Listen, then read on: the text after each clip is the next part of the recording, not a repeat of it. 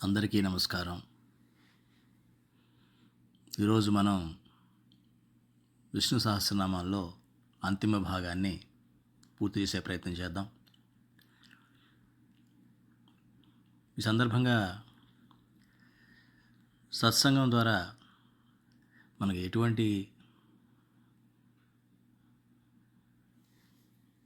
లాభం కలుగుతుందన్న దాన్ని కూడా ఇంకొకసారి మనం అర్థం చేసుకుంటూ ముందుకు వెళదాం. ఒక ట్రైన్లో అప్పుడే బయలుదేరిన ఆ ట్రైన్ కంపార్ట్మెంట్లో సెలవుల వలన ముహూర్తాల వలన చాలా క్రికిసిపోయి ఉన్నారు జనం అంతా. అది స్లీపర్ కోచే కాబట్టి కంపార్ట్మెంట్ అంతా కూడా ఫుల్గా ఉంది, నిండిపోయి ఉంది. రకరకాల మనుషులు అందులో ఎవరు వ్యాపకాల వాళ్ళు ఉన్నారు. చతుర్ముఖ పారాయణం చేస్తున్నారు. చతుర్ముఖ పారాయణం, రాజకీయాలు మాట్లాడుకునేవాళ్ళు రాజకీయాలు, రియల్ ఎస్టేట్ మాట్లాడుకునేవాళ్ళు, షేర్ మార్కెట్లు మాట్లాడుకునేవాళ్ళు, అలాగే వాళ్ళ గురించి వీళ్ళ గురించి చాడీలు చెప్పుకుంటూ మాట్లాడుకునేవాళ్ళు. అప్పుడే పెళ్ళైన జంట వాళ్ళు సరసల్లాపాల్లో మునిగిపోయి ఉన్నారు. అది షిరిడి వెళ్ళే ట్రైన్ కాబట్టి కొంతమంది సాయి సచరిత్ర పుస్తకం చదువుకుంటున్నారు, కొంతమంది జపమాల తీసుకొని జపం చేస్తూ ఉన్నారు, కొంతమంది గొరకు పెట్టి నిద్రపోతూ ఉన్నారు. ఎవరి వ్యాపకాల్లో వాళ్ళు చాలా బిజీగా ఉన్నారు. పక్క వాళ్ళని పట్టించుకోనంత బిజీగా ఉన్నారు వాళ్ళంతా. అయితే ఒక పిల్లవాడు, 1.5-2 ఏళ్ళు ఉన్న పిల్లవాడు ఆ కంపార్ట్మెంట్ అంతా పిచ్చి పిచ్చిగా తిరుగుతూ అందరినీ బాగా అల్లరి చేస్తూ ఉన్నాడు, అందరినీ డిస్టర్బ్ చేస్తూ ఉన్నాడు. ఆ అబ్బాయి తండ్రి ఒక అతను ఉన్నాడు, ఒక 40 ఏళ్ల వయసున్న వ్యక్తి. అక్కడ కూర్చున్నాడు. తను నిర్లిప్తంగా బయటకు చూస్తూ ఉన్నాడు తప్ప పిల్లవాడిని అసలు ఏమీ పట్టించుకోవట్లేదు. ఒక్కొక్కరిగా అందరూ విసుక్కోవడం మొదలుపెట్టారు. ఏమిటి పిల్లవాడు ఎంత అల్లరి చేస్తాడు, చెప్పడేంటి వాళ్ళ నాన్నన్నాడు, ఏం పట్టనట్టు కూర్చున్నాడు ఏమిటి, కిటికీలోని చూస్తూ బయట ప్రకృతి అందాలను ఆస్వాదిస్తున్నట్టున్నాడు. ఈ పిల్లాడిని జనాల మీద వదిలేశాడు. ఇక రకరకాలుగా తెలుసు కదండి, వెళ్ళేది షిరిడి వెళ్ళే ట్రైన్ అయినా భక్తులు భక్తిభావంతో ఇంటి దగ్గర నుంచి మొదలుపెట్టరు. వాళ్ళ వ్యాపకాల్లో వాళ్ళు బిజీగా ఉంటారు. అక్కడికి వెళ్ళి దర్శనం టైం వరకు కూడా మాయలోనే ఉంటారు. సరే, అందరూ విసుక్కొని ఒకళ్ళు కూడబలుక్కొని అతని గట్టిగా గదమాయించారు. ఏమయ్యా, నీ పిల్లాడు ఇంత అల్లరి చేస్తున్నాడు, వచ్చిన ప్రతి వాళ్ళని డిస్టర్బ్ చేస్తున్నాడు, మమ్మల్ని పేకాడుకోనివ్వట్లేదు, మమ్మల్ని మాల చేసుకొనివ్వట్లేదు, మమ్మల్ని సాయి సచరిత్ర బుక్ చదవనివ్వట్లేదు, మేము మాట్లాడుకుంటూ ఉంటే మధ్యలో వచ్చి మమ్మల్ని డిస్టర్బ్ చేస్తున్నాడు, అది లాగుతాడు ఇది లాగుతాడు, ఇది కనీసం నువ్వేమో అసలే పట్టనట్టుగా కూర్చున్నావేమిటి అని అంటే, అప్పుడు అతను అంటాడు, 2 రోజుల క్రితమే వాడి తల్లి మరణించింది. వారి స్వగ్రామంలో ఆ కార్యక్రమాలు ముగించుకొని మేము తిరుగుముఖం పట్టాము హైదరాబాద్కి. చూడండి, ఒక్కసారిగా అందరిలో ఒకే భావం వచ్చింది. కరుణ, జాలి, దయ ఒక్కసారిగా పెళ్ళుపుకాయి. ఇవన్నీ కూడా దైవీ లక్షణాలు. అంటే మాయలో పడి మనం మన వ్యవహారాల్లో మునిగిపోయి, ఎటువంటి ఫలితం ఇవ్వనటువంటి వ్యవహారాల్లో మునిగిపోయి, పక్క వాళ్ళను కూడా పట్టించుకోకుండా, మనలో దైవ లక్షణాలు ఏమన్నా ఉన్నాయో వాటిని సాధన చేయకుండా మనం అరిషడ్వర్గాల్లో మునిగి తేలుతూ ఉంటాం. ఎప్పుడైతే యథార్థం తెలిసిందో అప్పుడు అందరిలో ఒకే రకమైన కరుణ, దయ పెళ్ళుబుకాయి. అంటే ప్రతి వారిలోనూ, మనిషి అన్న ప్రతి వాళ్ళలో కూడా నిగూఢంగా ఆ దైవీ లక్షణాలు ఉన్నవి. వాటిని సత్సంగంతోనే మనం జీవితం గడిపించినట్లయితే యథార్థం తెలుస్తుంది. సత్సంగానికి వస్తే ఫలితం ఏమిటంటే, ఎవరి వ్యాపకాల్లో వాళ్ళు ఉన్నప్పటికీ సత్సంగానికి వచ్చినప్పుడు మనలో ఉన్నటువంటి ఈ దైవీ లక్షణాలు బయటికి బహిర్గతం అవుతూ ఉంటాయి.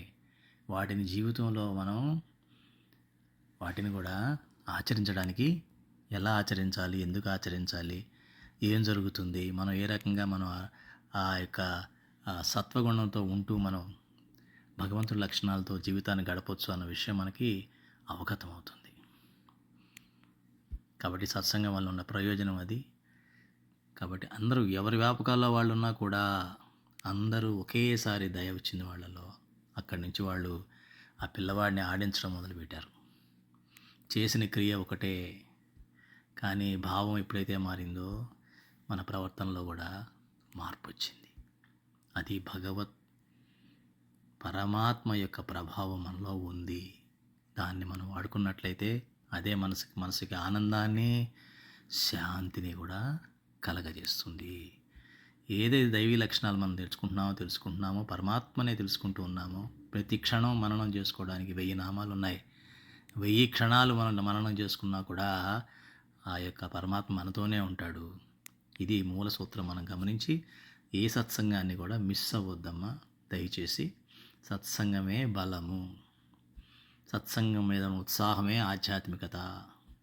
అది మాత్రమే మనసుకి శాంతిని, ఆనందాన్ని ఇవ్వగలుగుతుంది అన్న విషయాన్ని మిమ్మల్ని మీరు గట్టిగా రూఢీపరుచుకొని దృఢపరుచుకున్నట్లయితే సత్సంగాన్ని మీరు వదలలేరు, సత్సంగము మిమ్మల్ని వదలదు. మరి మన సహస్రనామాలకు వద్దాం. ఇప్పుడు 104వ శ్లోకం చదవాలి. చదవండి అమ్మా.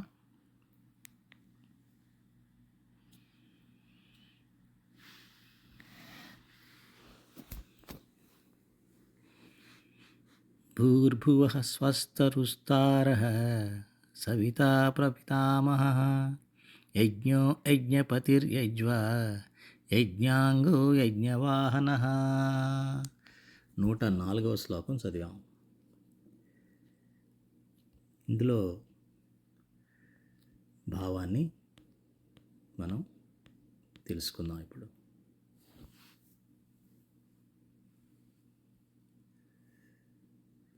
భూర్భువ స్వస్తరుస్తారా అంటే విస్తరించి ఉన్నవాడు. భూర్భువ అంటే భూలోకాన్ని, భువర్లోకాన్ని, సువరలోకాన్ని కూడా విస్తరించి ఉన్నటువంటి పరమాత్మ. పరమాత్మ ఏదో ఈ భూలోకానికి సంబంధించిన వాడో, లేదు భువర్లోకానికి సంబంధించిన వాడో, లేదు సువర్లోకానికి సంబంధించిన వాడో కాదు. అంతటా విస్తరించి ఉన్నవాడే పరమాత్మ. కాబట్టి మనం ఏ లోకంలోకి వెళ్ళినా మనం చేసిన కర్మలు బట్టి అక్కడ కూడా మనం పరమాత్మనే జ్ఞానంతోనే వెళ్ళినట్లయితే మళ్ళీ దాన్నే మనం కొనసాగించగలుగుతాం. అక్కడున్న ఆ లోకంలో కూడా మనకి అప్పుడు ఈ మార్పు అన్నది అనిపించదు.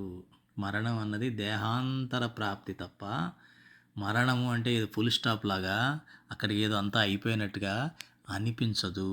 ఇదే భావన, ఇదే ఆనందం, ఇదే సాధన, అనుభూతి ఇవన్నీ కూడా మనతో ఈ 3 లోకాలకి ఉంటాయి. ఆ 3 లోకాల్లోనూ పరమాత్మ ఉంటాడు. ఇవన్నీ ఊర్ధ్వలోకాలు, మనం మాట్లాడుకుంటుంది ఊర్ధ్వలోకాలు.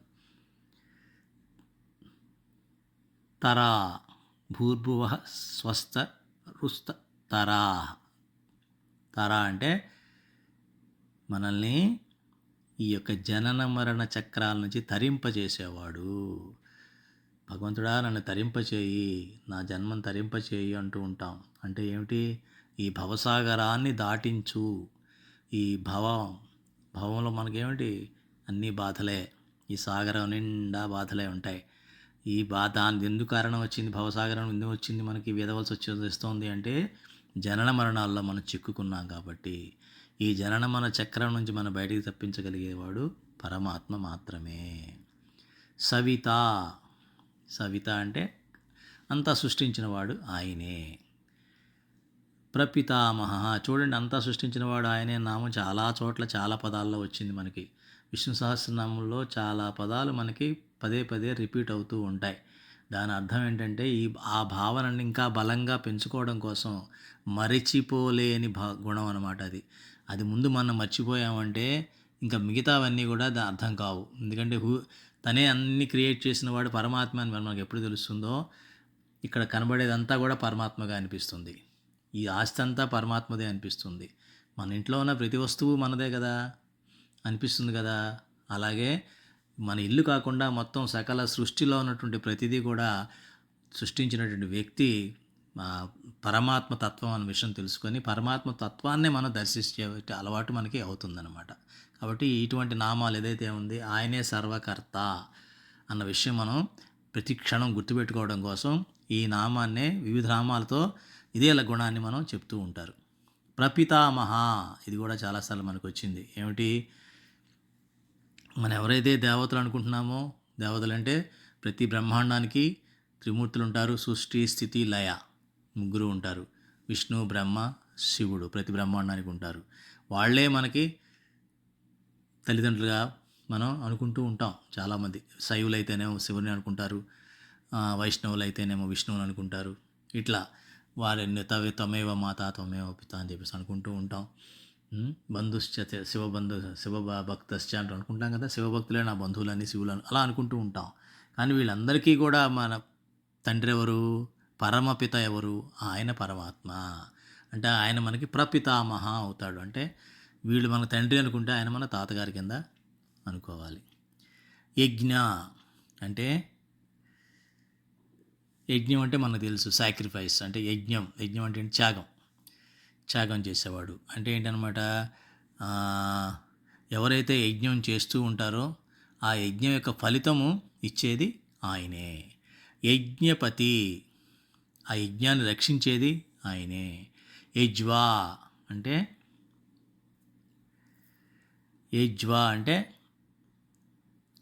యజ్ఞాలు నిర్వహించేది కూడా ఆయనే. అలాగే యజ్ఞ అంగ అంటే ఈ యొక్క యజ్ఞాన్ని ముందుకు తీసుకెళ్ళేది కూడా ఆయనే. అందుకే ఏమంటారు, సృష్టి మొత్తాన్ని ఒక యజ్ఞం అంటారు. ఈ సృష్టి ఎక్కడైనా ఆగిందా? ఆగదు, అది ముందుకు వెళుతూనే ఉంది. శాస్త్రవేత్తలు కూడా కనుక్కున్నారు కదా. వాళ్ళు ఏమని, అనంతంగా ఉంది సృష్టి, అలా వస్తూనే ఉంది, అలా వెళ్తానే ఉంది, ఎక్కడికి వెళ్తుందో తెలియదు, ఏం ప్రతి క్షణం మారుతానే ఉంది. సృష్టిలో ఏదేదో జరుగుతూ ఉన్న కొత్త కొత్తవి వస్తున్నాయి, కొత్త కొత్తవి పాత వెళ్ళిపోతున్నాయి. అన్ని రకాలుగా మనం విశ్వరూపంలో చూసాం కృష్ణ.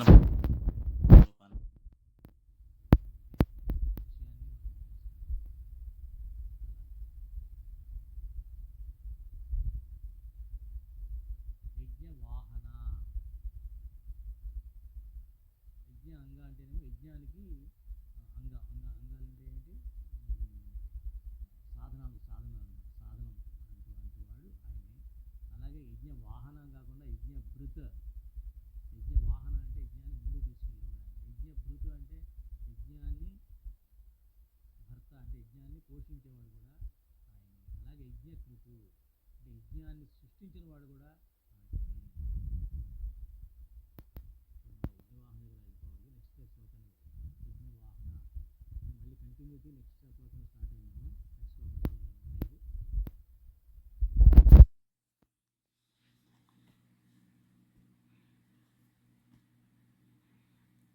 యజ్ఞభృత్ యజ్ఞకృత్ యజ్ఞీ యజ్ఞభుక్ యజ్ఞసాధనః యజ్ఞాంతకృత్ యజ్ఞగుహ్యం అన్నమన్నాద ఏవచ. అది యజ్ఞభృత్ చెప్పుకున్నాం, అలాగే యజ్ఞకృత్ చెప్పుకున్నాం. యజ్ఞి అంటే యజ్ఞానికి అధిపతి ఎవరు అంటే ఆయనే. యజ్ఞభుగ్ అంటే ఎవరైతే దీన్ని భుజిస్తాడో, యజ్ఞంలో ఉన్నటువంటి హవిస్లని భుజించేవాడు కూడా ఆయనే. యజ్ఞ సాధన అంటే ఈ యజ్ఞాన్ని ఒక సాధనం కింద ఉన్నది కూడా ఆయనే. యజ్ఞ అంతఃకృత్ అంటే ఈ యొక్క యజ్ఞ అంతంలో జరిగేటువంటి ఫలితం కూడా ఇచ్చేది ఆయనే. అన్న అంటే అందులో వేసేటువంటి అన్నం కూడా ఆయనే. అలాగే అన్నదా ఆ అన్నం తీసుకునేది అంటే గ్రహించేది కూడా ఆయనే. అలాగే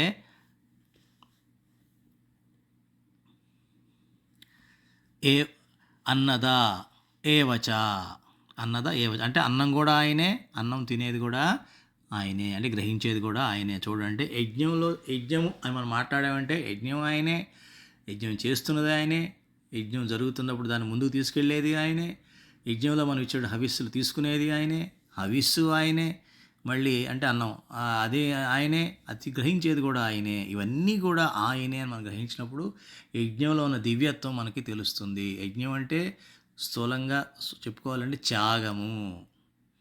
త్యాగము చేయడం, అన్నీ భగవంతుడికి అర్పించడం అన్నది త్యాగం.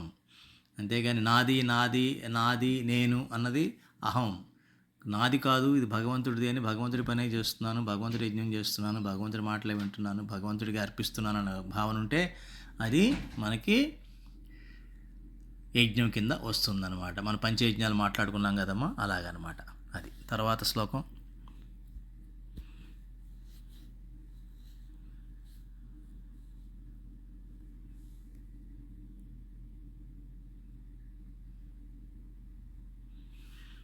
ఆత్మయోనిః స్వయం జాతో వైఖానః సామగాయనః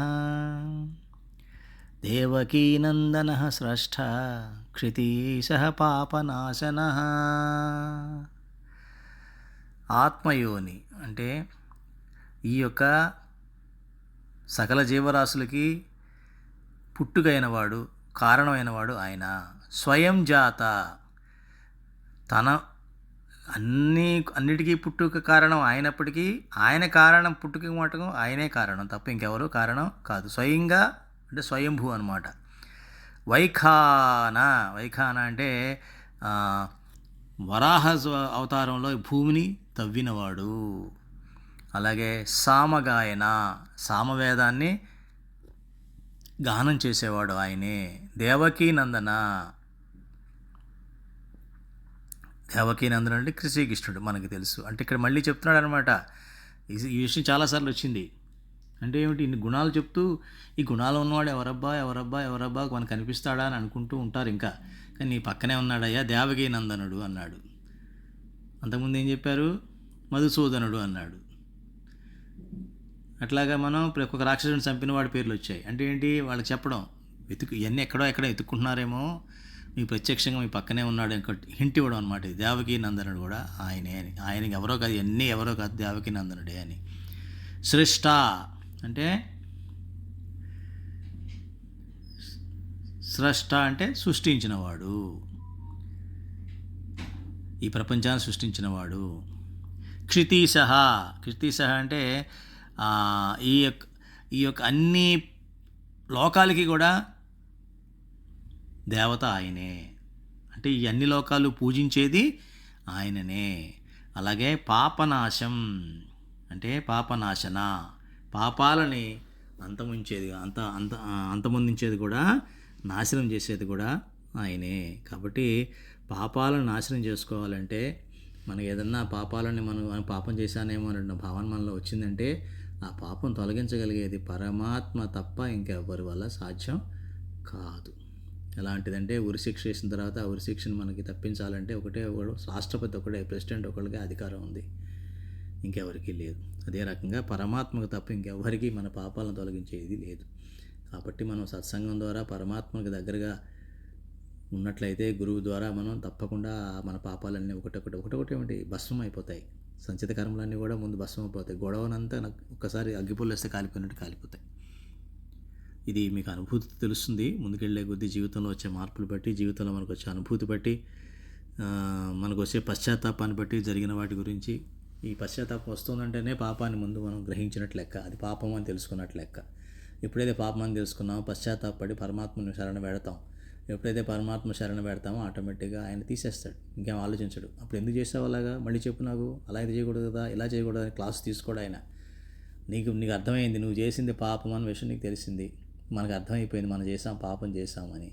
ఆ పాపం నేను చేశాను అన్న విషయం తెలియగానే భగవంతుడి శరణాగతి చెంది, స్వామి నా వల్ల అనుకున్నానో మొత్తానికి అజ్ఞానంతోనో పొరపాటు జరిగిపోయింది, అది పాపమే, నాకు ఇప్పుడు అర్థమైంది, నేను శరణు పెడుతున్నాను, నువ్వు మాత్రమే రక్ష అని చెప్తే అప్పుడు ఆయన పాపాన్ని తొలగిస్తాడనమాట.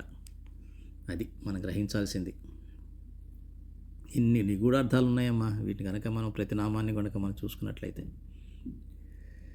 తర్వాత ఇంకా మనం పూర్ణాహుతి శ్లోకం చెప్పుకుందాం. ఇదందరూ ఇప్పుడు మనం చదువుకునే ఇదే. శంఖ బృన్నందకీ చక్రీ శారంగధన్వాగదాధరः దధాంగపాణిరక్షోభ్యः సర్వప్రహరణాయుధः. ఇంకా ఆఖరి శ్లోకం సర్వప్రహరణాయుధ ఓం నమ ఇతి.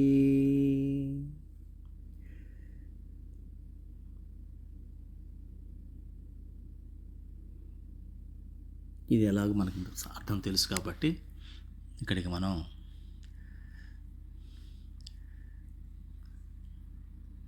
భగవంతుని దైవ కృపతో విష్ణు సహస్రనామాల్ని మనం పూర్తి చేయడం జరిగింది. దీన్ని మనం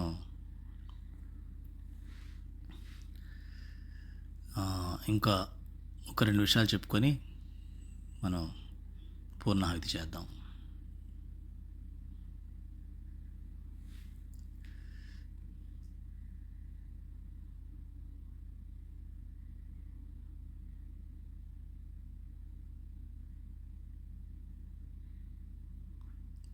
సహస్రనామంలో ప్రతి నామం యొక్క విలువ మనకు అర్థమైంది కదమ్మా.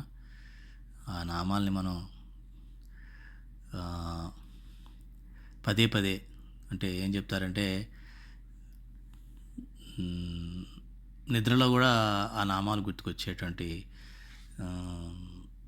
స్థాయికి మనం వెళ్ళాలి. అందుకనే ప్రారంభంలో అందరికీ అన్ని నామాలు సులభంగా పలకపోవచ్చు, కానీ తెలిసిన వాళ్ళ సాంగత్యంతో నిలకడగా సాధిస్తే ఈ మెలకువ అవలేలుగా సిద్ధిస్తుంది. అదే గురు కటాక్షం కూడా తోడవుతుంది దానికి. సద్గురువు జగద్గురువు శ్రీకృష్ణ పరమాత్మ. ముందు ఆయన్ని మనం తలుచుకుని మనం కనుక అనుగ్రహాన్ని పొందగలిగితే ఆయన తర్వాత గురువుల ద్వారా ఆయన మనకి అందజేసే అవకాశం ఉంది.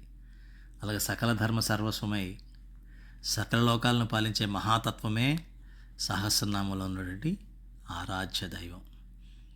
అందుకే భాగవతోత్తములు చెప్తారు, బ్రహ్మణ్యం సర్వధర్మజ్ఞం లోకానాం కీర్తివర్ధనం లోకనాథం మహద్భూతం సర్వభూత భవోద్భవం ఎవ్వనిచే జనించు జగమెవ్వని లోపల ఉండు అని. కాబట్టి ఇవన్నీ కూడా మనకి అర్థమవుతూ ఉంటాయి. అట్లాగే ఏషమే సర్వధర్మాణం ధర్మోధికతమో మత యద్భక్త్యా పుండరీకాక్షం స్తవై అర్చే నరహ సదా. అంటే భక్తితో స్తుతించడం, భక్తితో అర్చించడం ప్రధానం. ఏ స్థితిలో ఉన్నా పుండరీకాక్షుని స్మరిస్తే బాహ్య అభ్యంతరాలు పవిత్రం అవుతాయి అని స్మృతులు చెబుతున్నాయి. అలా భక్తితో కనుక మన భగవన్నామాన్ని స్మరిస్తే అలౌకికమైన దివ్య తేజస్సు, అసాధారణమైన తపశ్శక్తి మనకు లభిస్తుందన్నమాట. ఇది గుర్తుపెట్టుకోండి, చాలా ముఖ్యమైన విషయం.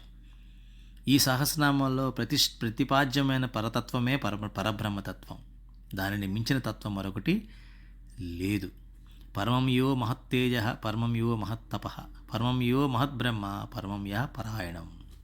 పవిత్రతకు ప్రమాణం, మాంగళ్యానికి నిదర్శనం, దేవతలకు జీవనం, జీవకోటికి ప్రాణమైన పరమాత్మ మనకి ఈ సహస్రనామాల్లో ఉన్న పరదేవత అన్నమాట.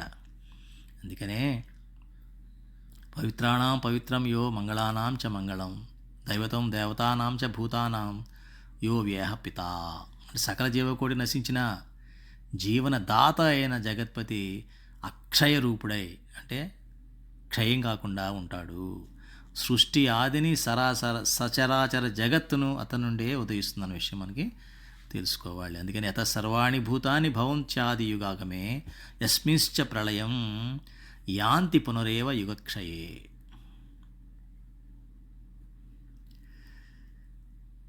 అలాంటి లోకనాథుని నామాలు మన పాపాలను పారద్రోలి భయాన్ని పోగొడతాయి. ఈ 1000 నామాలు మహావిష్ణువు గుణగణాలను వేనోళ్ల కొనియాడే విఖ్యాతమైనటువంటి పదాలు. ఎవరో జనావళే కాదు, మహర్షులు కీర్తించిన మహిత మంత్రాలు ఇవన్నీ కూడా. అందుకనే తస్య లోక ప్రధానస్య జగన్నాథస్య భూపతే విష్ణోర్నామ సహస్రం మే శృణు పాపభయాపహం అన్నారు. యాని నామాని గౌణాని విఖ్యాతాని మహాత్మనః ఋషిభిః పరిగీతాని తాని వక్ష్యామి భూతయే.